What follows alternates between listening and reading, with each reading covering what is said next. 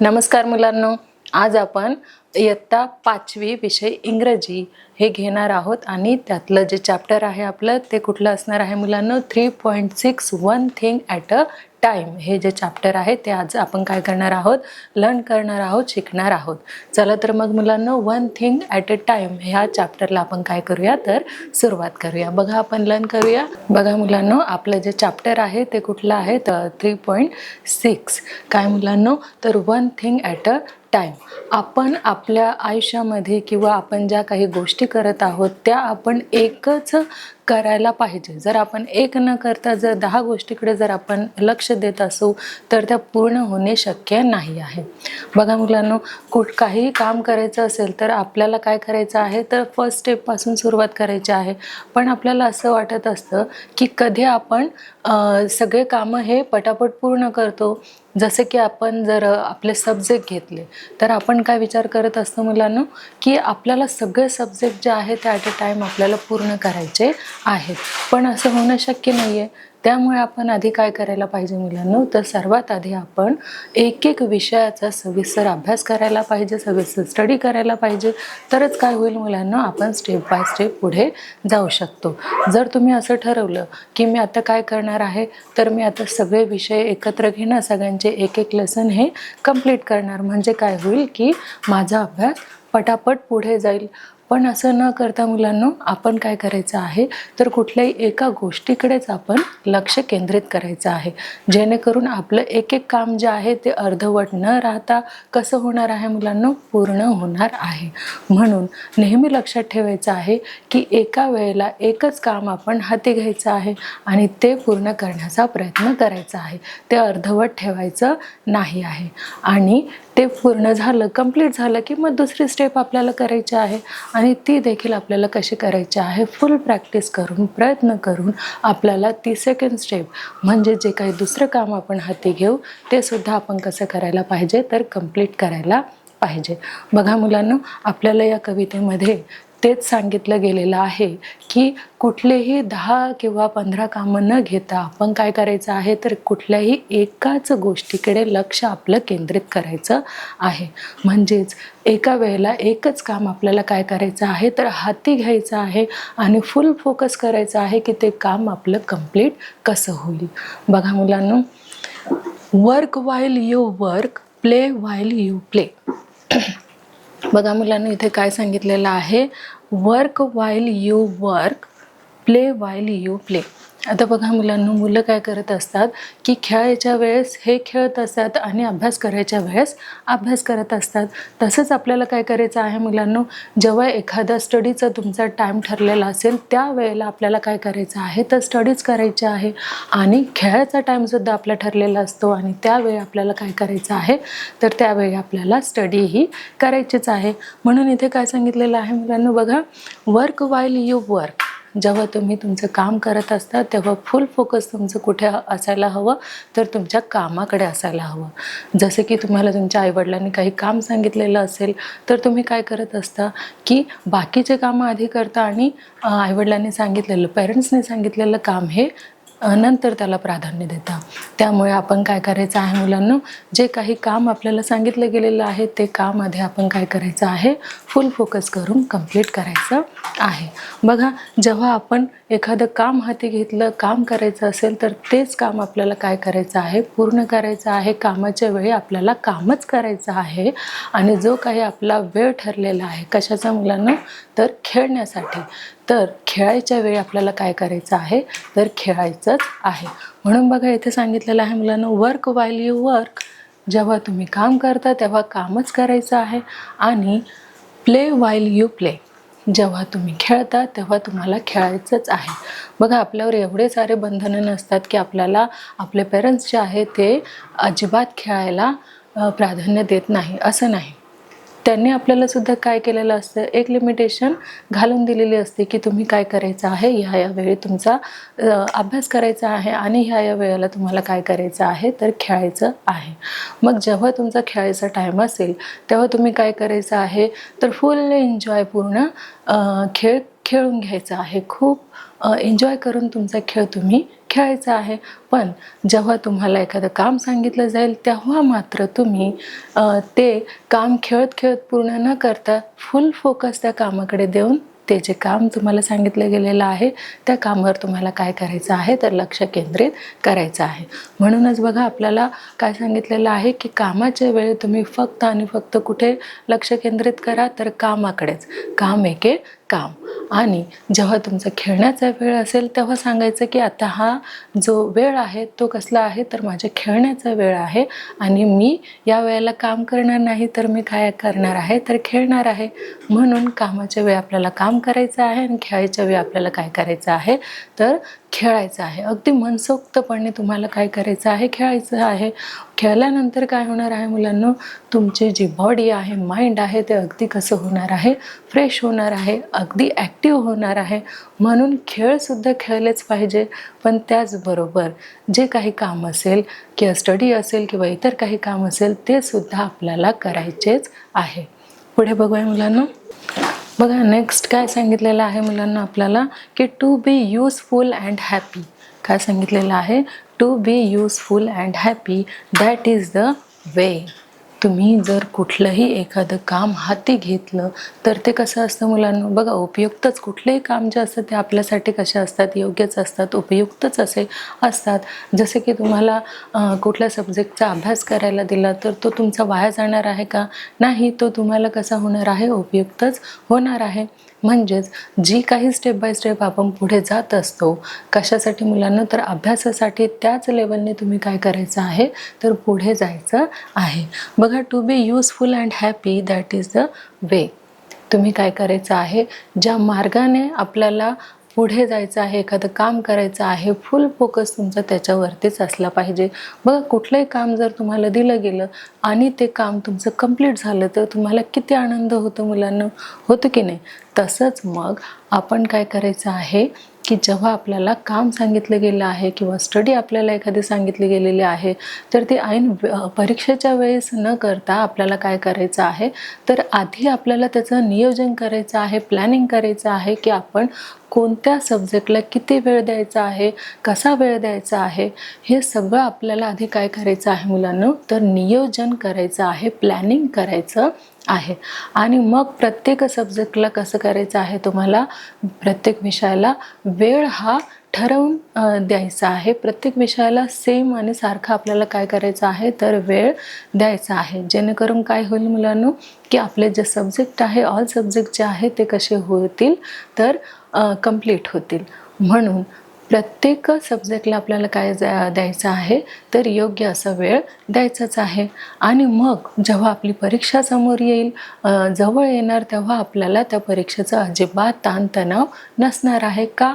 कारण तुम्ही आधीच काय केलेलं आहे तर तुमची जी काही एक्झाम आहे किंवा सब्जेक्ट आहे त्याच्या आधीच तुम्ही प्लॅनिंग केलेली होती, नियोजन केलेलं होतं आणि त्यानुसार तुम्ही काय केलेलं आहे स्टडी केलेले आहे, अभ्यास केलेला आहे. आणि तुम्ही तेव्हा खूप हॅपी होता. का? कारण मी काय केलेलं आहे स्टार्टिंगपासूनच जे काही तुम्हाला काम दिलं होतं, जे काही तुम्हाला अभ्यास करायचा होता तो तुम्ही स्टार्टिंगपासूनच काय करत गेलेला आहात परिपूर्ण करत गेलेला आहात. अगदी नियोजनानुसार प्लॅनिंगनुसार आपण काय केलेलं आहे त्या मार्गावरती गेलेलो आहेत. म्हणून तुम्हाला काय होतं मुलांना जेव्हा तुम्ही एक्झाम देता परीक्षेमध्ये चांगले मार्क्स मिळवता तेव्हा तुम्हाला खूप हॅपी फील होतं. का मुलांना? कारण तुम्ही आधीपासूनच काय केलेलं असतं तर कष्ट घेतलेले असतं आणि तुम्ही योग्य प्लॅनिंगनुसारच काय केलेलं असतं मुलांना तर पुढे गेलेले असतात. म्हणूनच काय होतं मुलांनो की तुम्हाला ऐन परीक्षेच्या वेळेस जास्त ताणतणाव जास्त टेन्शन येत नाही आणि तुम्ही हॅपी काय करता अगदी आनंदाने परीक्षेला सामोरे जाता. बघा मुलांनो इथे युजफुल हा वर्ड्स आलेला आहे. बघा आपल्याला त्याचे स्पेलिंग देखील बोलायचं आहे आणि त्याचं जे मीनिंग आहे ते आपल्याला लक्षात ठेवायचं आहे. बघा मुलांनो काय आहे बघा युजफुल. बघा मुलांनो स्पेलिंग तुम्ही सारखे काय करायचं आहे त्याचं उच्चारण करायचं आहे जेणेकरून जे काही नेक्स्ट लेक्चर आपले येतील त्यामध्ये देखील असे वर्ड्स आले तर आपल्याला काय होईल लिंक आपली जुळेल आणि मग आपल्याला त्या शब्दांचा अर्थसुद्धा माहिती पडेल. बघा मुलांनो USEFUL. काय आहे मुलांनो? USEFUL. युजफुल म्हणजेच काय मुलांनो? तर युजफुल म्हणजे उपयुक्त. बघा, युजफुल म्हणजेच काय मुलांनो? तर युजफुल म्हणजे उपयुक्त. म्हणजेच आपण कोणतंही काम जर करायला घेतलं तर ते वाया जात नाही. मग ते कुठलंही काम असो.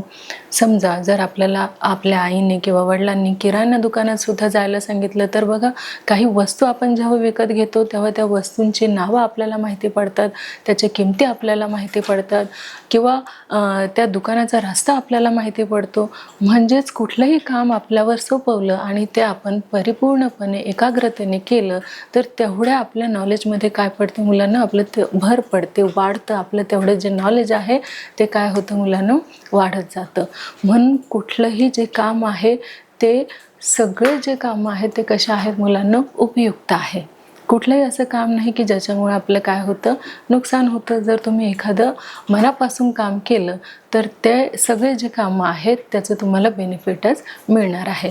बघा, युजफुल म्हणजेच काय मुलांना? तर युजफुल म्हणजे उपयुक्त. स्पेलिंग पुन्हा बघा, USEFUL. युजफुल म्हणजेच काय? बरोबर, उपयुक्त. बघा, हॅपी या शब्दाचा जो अर्थ आहे तो आपण याआधी जे काही आपली पोएम झालेली आहे, लेसन झालेले आहे, त्याच्यामध्ये हॅपी हे वर्ड आलेलं आहे आणि आपण त्याची जी स्पेलिंग आहे ती काय केलेली आहे? उच्चारलेली आहे. म्हणून तुम्हाला याचा अर्थ हा माहितीच हवा. काय आहे सांगा पाहू मुलांनो? HAPPY. HAPPY. हॅपी म्हणजेच काय मुलांनो? अगदी बरोबर, हॅपी म्हणजे आनंदी. बघा ना, आपल्या जर पेरेंट्सने आपल्याला जर काम सांगितलं आणि आपण ते पूर्ण केलं तर आपले पेरेंट्स आपल्याला कसे म्हणतात? शाबास. म्हणजेच आपल्याला काय करतात मुलांना? ते गुड म्हणतात, छान म्हणतात आणि त्याने आपण कसे होतो? हॅपी होतो, आनंदी होतो. का? कारण आपल्याला क्रेडिट दिलं जातं की तुम्ही कसे आहात? तर तुम्ही खूप चांगले आहात. दिलेलं काम कसं केलेलं आहे? तर वेळेवर तुम्ही पूर्ण केलेलं आहे. म्हणून आपण कसे होतो मुलांना? तर आपण हॅपी होतो. नंतर बघा मुलांनो, दॅट इज द वे. आता वे हा देखील वर्ड आपल्याला येऊन गेलेला आहे. WAY. वे म्हणजेच काय मुलांनो? तर रस्ता किंवा मार्ग. ठीक आहे मुलांनो, रस्ता किंवा मार्ग. हेच काय आहेत मुलांनो? आपण असे जे वर्ड्स आहेत ते आपण उच्चारण त्याचं करायचं आहे, त्याचा मिनिंग आपण समजून घ्यायचा आहे. म्हणजेच काय होईल की पुढे जसं आपण जाऊ तसं प्रत्येक शब्दाचा अर्थ तुम्हाला लागत जाणार आहे. बघा मुलांनो, AND अँड देखील इथे आलेला आहे. AND अँड म्हणजेच काय मुलांनो? तर आणि. बघा, AND अँड म्हणजेच काय? तर आणि. हा छोटासा देखील वर्ड असला तरी सुद्धा त्याचं मिनिंग आपल्याला माहिती असणं खूप गरजेचं आहे. आणि पुढे जे काही आपले लेसन किंवा पोएम्स येतील त्यामध्ये हा जर वर्ड आला तर तुम्हाला पटकन क्लिक होईल की या शब्दाचा आपल्याला मिनिंग लावता येत आहे, अर्थ आपल्याला त्या शब्दाचं समजत आहे. AND म्हणजेच काय मुलांनो? तर आणि. बरोबर. आता आपण पुढे बघूया. बघा मुलांनो, नेक्स्ट काय आहे की all that you do with you might. All that with you. बघा मुलांनो, कुठलंही काम जे आहे ना ते जर आपण कंप्लीट करायला घेतलं, जसं की आता इथे आपल्याला सांगितलं गेले की तुम्ही हा डायग्राम कंप्लीट करायचा आहे, पण पटकन आपल्याला जर एखादा गेम खेळायचा असला तर तुमचं तिकडे माइंड डायवर्ट न होता तुम्हाला काय करायला हवं? तर जे काही आधी तुमच्या टेबलवरती काम आहे किंवा तुमच्या समोर एखादं काम दिलं गेलेलं आहे तुम्हाला, ते आधी आपल्याला काय करायचं आहे? तर परिपूर्ण करून घ्यायचं आहे.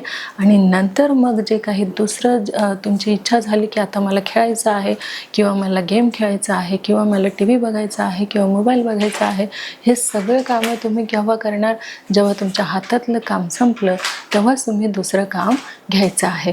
जेणेकरून काय होणार मुलांनो? तुमचं ते काम कंप्लीट होऊन तुम्हाला आनंद मिळणार आहे. बघा, all that you do with you might. म्हणजेच काय मुलांनो? की आपल्याला सगळ्यात आधी आपल्या हातात जे काम असेल ते तुम्हाला काय करायचं आहे? तर कंप्लीट करायचं आहे. पुढे बघूया. बघा मुलांनो, काय सांगितलेलं आहे? Things done by always are never done right. म्हणजे एखादं काम जे आहे ते तुम्हाला पूर्णच करायचं आहे, अपूर्ण ठेवायचं नाही आहे. समजलं मुलांनो? जर कुठलंही काम तुम्ही अपूर्ण ठेवलं तर तुम्हाला जे नेक्स्ट काम आहे त्यामध्ये फारसा इंटरेस्ट राहणार नाही. तुम्ही म्हणणार की आता हे जे काम मी घेतलेलं आहे हाती ते काय करणार, मी उद्या कंप्लीट करणार. आणि मग उद्या परत तो सब्जेक्ट घेतला, परत तुम्हाला त्यामध्ये तेवढा इंटरेस्ट राहणार नाही जेवढा आज तुम्हाला इंटरेस्ट असेल. म्हणून मुलांना काय करायचं आहे की आवडीने पूर्ण लक्ष केंद्रित करून तुम्हाला जो काही दिलेला सब्जेक्ट आहे किंवा एखादं काम आहे ते तुम्ही काय करायचं आहे, वेळ वाया न घालवता तुम्ही ते काम कंप्लीट करायचं आहे. बघा, things done by always are never done right. म्हणजेच हे परिपूर्ण चुकीचं आहे की तुम्ही तुमचं काम जे आहे ते अर्धवट सोडत आहात आणि पुढचं जे काम आहे ते तुम्ही हाती घेत आहात. म्हणून तुम्हाला असं करायचं नाही आहे. तर जे काही हाती तुम्हाला काम दिलेलं आहे किंवा सांगितलेलं आहे त्याकडे आपलं काय असायला हवं, तर फोकस असायला हवं. पुढे बघूया. बघा मुलांना, पुढे आपल्याला काय सांगितलेलं आहे, one thing at a time and that done well.